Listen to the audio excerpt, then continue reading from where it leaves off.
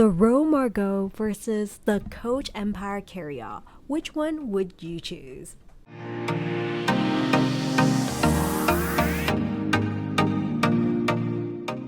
Hello everyone, welcome back to another mommy review where I review all things for the love of. Today I want to talk a little bit about the MARGAUX bag versus the new trending it bag, the Coach Empire Carryall.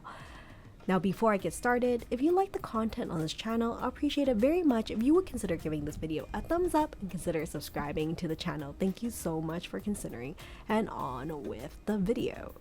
So I think quiet luxury has definitely been a trend these days, and we've definitely been trending towards larger bags compared to mini bags in previous years. And one of the most talked about bags in last year is the MARGAUX bag, the one from the row. It's trending as the next Birkin, although I think this is still a little debatable, but at the same time it does exude quiet luxury feel and has been out for a few years, but it does have a very steep price tag, as you can see here. But there is a new kid on the block competing with the row's luxurious MARGAUX bag, and that is the Coach Empire Carryall. Now this is like the new it bag that is hitting the world by storm. Some people have been like never really into Coach bags, and once they heard about it, they've been really like following the trend of what Coach is doing for its rebranding. It does remind me a little bit of like a 1980s Coach vibe, but I am totally digging it. Anyways, it's definitely like a huge bag right now, blowing up the internet by storm, and Coach is making a major comeback with it. Definitely, it's been selling out. This is the Empire Carryall bag in 40, but they also have a larger size 48 that is sold out in the brass merlot, which is absolutely gorgeous as well. My plan today is talk a little bit about this bag, whether it's worth it, and also comparing to the row and seeing like which would you consider adding to your handbag collection. Of course, I do have a full shopping video and a review of the Coach Empire Carryall. If you're interested, check out my YouTube channel. But with that said, let's go over this underrated brand Coach and how this bag is selling out. I don't think this Coach Carryall was really a big hit until like more recently. I mean, it's been out for a little bit, but is the Coach Empire Carryall as good as the row? Let's have a look at the spiral handbag. Why is it so popular, and is it worth it?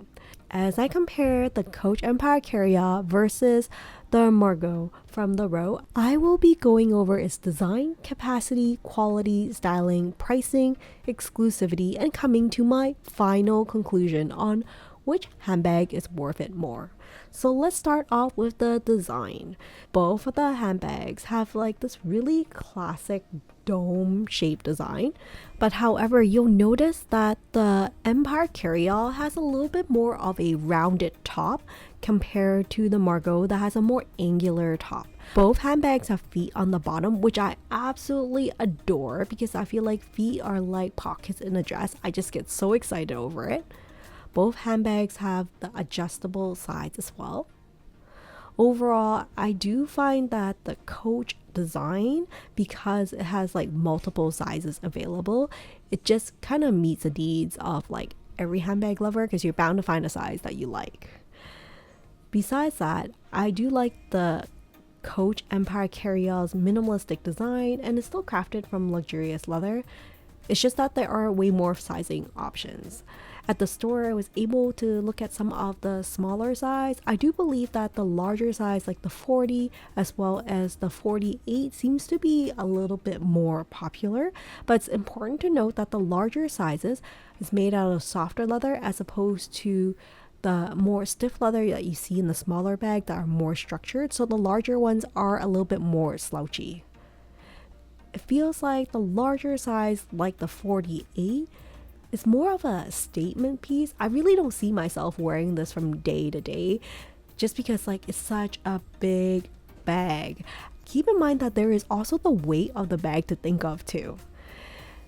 But however, I think they did a really good job with the color collection that they have available right now. But I really see Coach coming out with way more color variations as this bag becomes increasingly popular. And I would say if you were to compare it to the row, I don't really foresee the color variety that you would see in the designs for Coach, because the row is just usually more neutral colors. So I feel like it doesn't have that fun vibe that I would get from Coach. Capacity. Now I find that both bags have really good capacity. They are super spacious and like fits a ton, particularly 40 and the 48 that's more popular for Coach.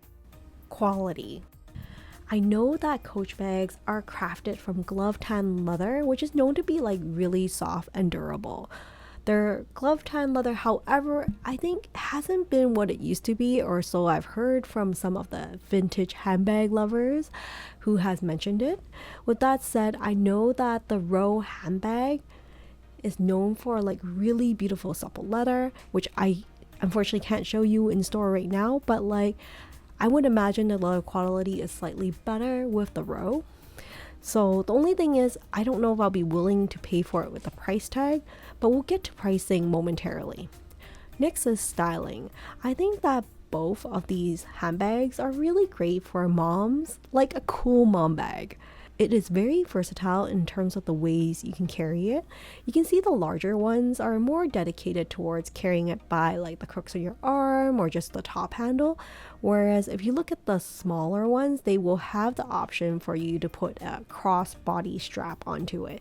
And I love the idea of being like hands-free, especially with my little ones right now. Pricing, I think, is one of the biggest difference that differentiate the Row from Coach. So I'm not saying that both of these bags are like totally accessible price point. Starting off with the Row, this is the soft Margaux 10 bag in leather, is priced at $5,800, currently sold out. They also have the soft Margaux 15 in leather, that's $7,020, also sold out. They also have the EW Margaux bag in leather, $9,210, also sold out. So you can see like the Row handbag is not exactly accessible even if you have like the budget for it. With that said, let's have a look at Coach.